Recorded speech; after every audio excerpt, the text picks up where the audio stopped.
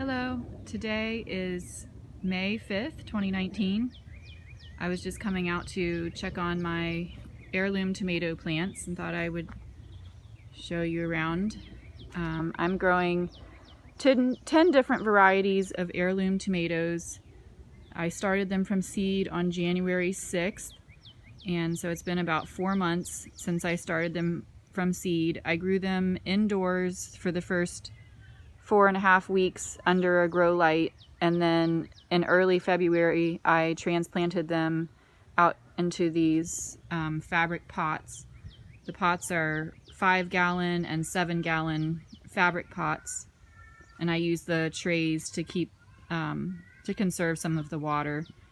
But fabric pots I like them because they're light and easy to move around, and the plants seem to grow well in them because they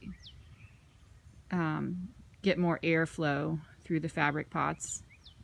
So finally starting to get some good harvests out of all of these plants. This one here is Mexico Midget. It was the first one to start producing, or ripening I should say, little cherry tomatoes, and I think they were the first to start ripening because they're the smallest. And then this one here was the next one to start ripening. These are cherry Roma, and I've gotten some really good harvests out of both of these varieties. They started ripening at the beginning of April, so I've had a month's worth of harvests from these two varieties. So I have tons of cherry tomatoes from these two plants that I've already picked that are inside and that I've been using for the past month. And then this was one of the next ones to ripen. This one is Isis cherry. It's a slightly bigger cherry tomato, and it's supposed to be a sweet variety. It's kind of multicolored. It's hard to tell in the pictures. But it has some like orangish peach and red streaks. And I have to say, it's not one of my favorite. I thought it tasted pretty good, but it hasn't done really great. It just doesn't seem to love the climate here or something. It got diseases pretty bad. All of these plants did get some pretty diseased leaves, or they have been getting diseased leaves like this. I'll find stuff like that, and then if I don't remove it, it'll spread, and then it gets like this, and the whole leaf gets brown, and it'll keep spreading. So I have been trimming off the diseased leaves from all of the plants. I've trimmed off leaves twice already, and then I'm probably going to trim some more soon, because I am seeing a few more with the spots on the leaves and stuff. So that's just because of the humidity, and there's just so many fungal diseases, and I don't take the time to try to spray or anything. I just trim off the bad leaves, and most of the time the plants will just keep growing and they'll grow back more leaves, and it's fine. But a couple of these had more trouble, I think, than the rest. So like this one, you can see I've trimmed a lot of the foliage off, and there's really not that many leaves left, and I have to keep trimming it because it keeps getting so many diseased leaves, and it's already got a little bit more that I need to trim off. So this is Isis cherry, and I don't think I'll keep growing it. I mean, I might try it one more season. I think this is the second time I've grown it, the second season I've tested it. But it doesn't grow real prolifically, and I don't think it is the sweetest or best tasting cherry tomato I've ever had. So I have some that grow better and taste better. So that's the point of me trying so many different varieties. I'm trialing different ones to see which ones are going to do the best in our climate, and also are going to taste the best. Hopefully I'll end up liking a few varieties that I can count on to grow year after year. So I'm growing 2 of each variety. So down here, this is more cherry Roma. These have been doing well, and I really like the flavor of these. I will definitely keep growing these cherry Roma tomatoes. This one here is a bigger size cherry tomato, and it took a little longer for them to start ripening than the little Mexico midget ones, but this one here is called Camp Joy, and I like it pretty well, but it's actually not done really great with the diseases either. Like, this one has been getting a lot of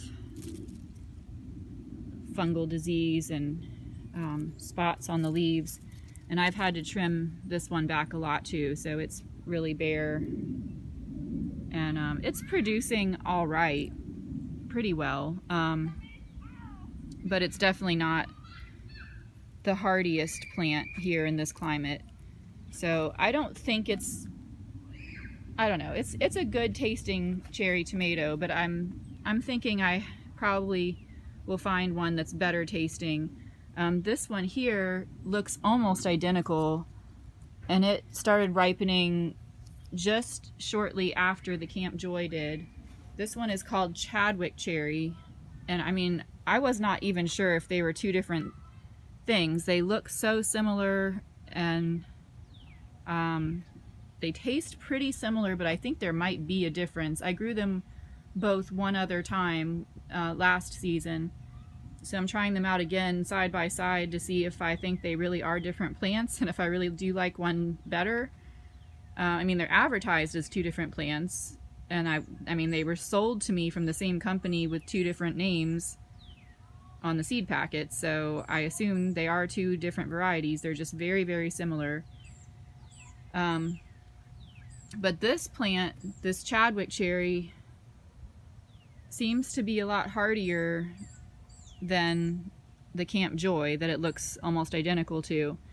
So maybe out of these 2, this one will be the winner. I mean, it is getting some diseased leaves, but not nearly as much, and you can see that I've been able to keep most of the foliage on here. I haven't had to trim it back anywhere near as much as the Camp Joy cherry tomato. And I mean, again, they're like the same size, same shape, same color. They look identical almost. So, and then that's another of the same one. It's getting,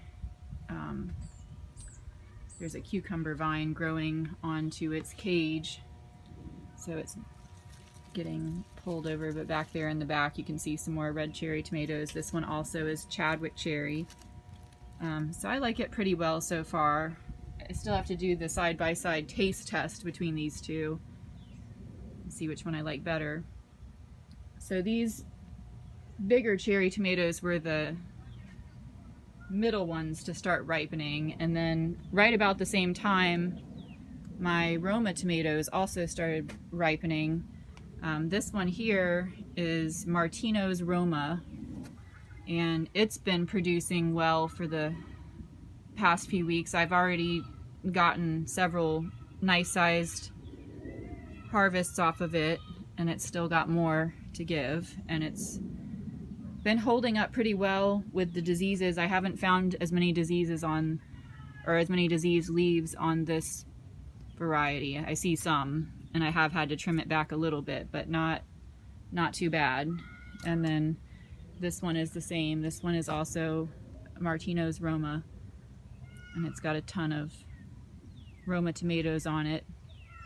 The other Roma tomato plant I have is this one. This one is Roma VF, and it did not do very well this season. Actually, this one here actually got so diseased that I cut it all the way back. I probably should have just pulled it out, but I decided as an experiment that I would cut it all the way down, like as low as I could, to get rid of the disease part and see if it would grow back. And it actually is growing back, and it does have some healthier leaves growing, although it still has some diseased leaves too that I will need to trim off. But that was Roma VF. One plant just got like almost totally succumbed to diseased leaves early on in the season. And then the other one, I've had to cut a lot of leaves off of this one too. This one, you can see the stem is pretty bare. I have gotten some good harvests off of this one though. Maybe not as good as the Martino's Roma, but I have already had 3 or 4 harvests off of this plant. So, I mean, it is producing. It's just, I don't know, it's not holding up really well with the diseases. But I thought that last season when I grew these two, that the Roma VF actually did better than the Martino's Roma last season. So I'll have to grow them again side by side another season and see if maybe if I just move them around, maybe the location, it just didn't like this spot. I don't know, I'll just have to give it another try before I decide which one I like better. And I may just keep growing them both. I do like having some variety. So those are the Roma tomatoes. I'm just growing those 2 varieties of Roma, and they've done pretty good. I've gotten a lot out of them. And then this over here, so far, I haven't tasted this yet. This is my first season ever growing this variety. This is a Greek variety called Thessaloniki. Trying to show you this one in the back. So they're like a medium-sized round tomato. I guess this is a beefsteak variety, but it's like a small beefsteak. But it has held up to disease pretty well. It has plenty of foliage. I only had to trim it back a little bit. And it's been producing a good number of tomatoes. I've already harvested 2. This is the other plant. And it's got a fair number of medium-sized tomatoes on it. These are more up in the back. And I've already harvested a couple off of this plant. Just haven't tried them yet. So I'm hoping that they taste good because they're growing well and they seem happy in our climate so far. That's because it hasn't started raining yet, but I've gotten, you know, enough harvests to be happy with it so far. And then this here, I haven't gotten anything ripe off of this yet. This is my biggest one. This is beefsteak is the variety, and they're huge, so none of them have ripened yet. And the plant itself is doing really well. It hasn't had much disease on it, but it hasn't produced a ton of tomatoes. I just have a few large tomatoes on this plant, so we'll see how they taste. Hopefully they're good. I'm growing 2 of this variety. This is the other one. It's getting a little bit split. I should probably take this one inside. And then this one is starting to ripen, but it's still got a ways to go, and it's starting to split too. But both of these plants only have like 3 or 4 tomatoes on them each, but they're bigger. I mean, they're big tomatoes, so I guess I don't need as many. But they've done pretty well. I mean, they've been healthy plants, and they've been doing all right so far.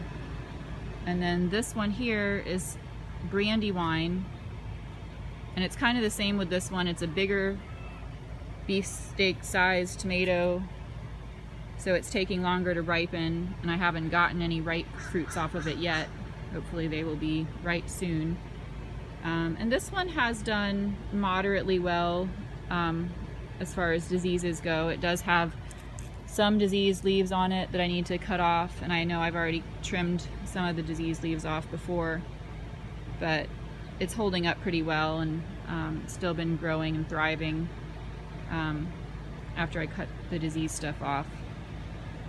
So I have a good mix out here. I mean, I have them ripening at different stages so that I have had a steady supply of tomatoes over the past month, and I will continue to have a steady supply in the coming months until the rains come in June and everything will be hot and everything will die. So just keep harvesting as long as I can before the weather kills everything.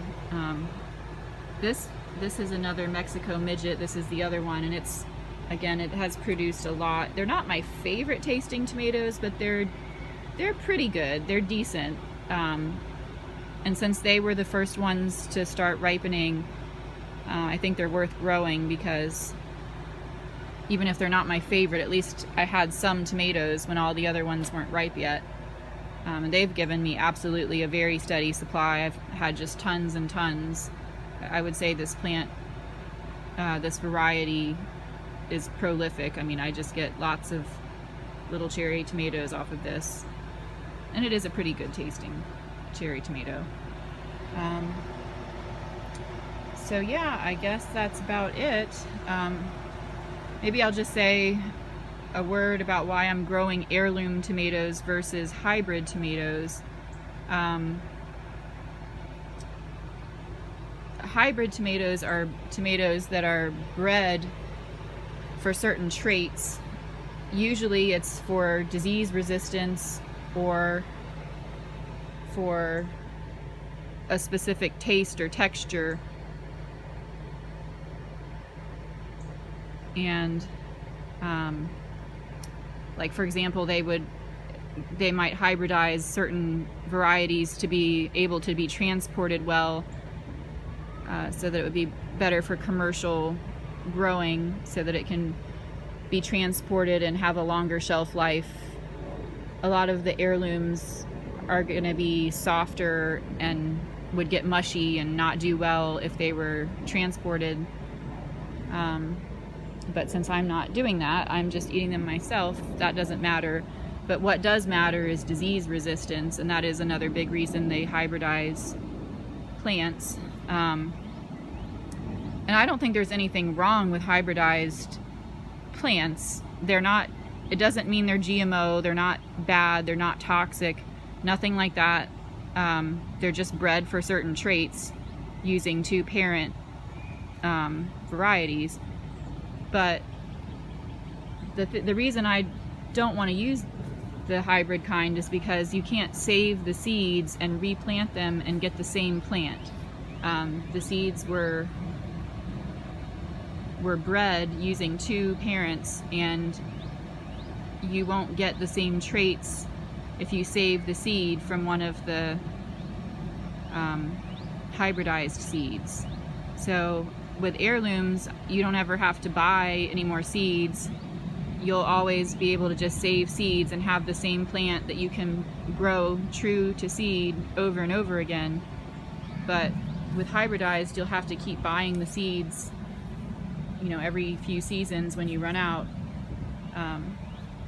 But it could be worth it if you have a particular variety that you really like that's hybrid and that just works really well for your growing conditions and is flavorful. And I may experiment with a few hybrid kinds as well, but for now I'm just trying to see what heirlooms I like the best, and hopefully I'll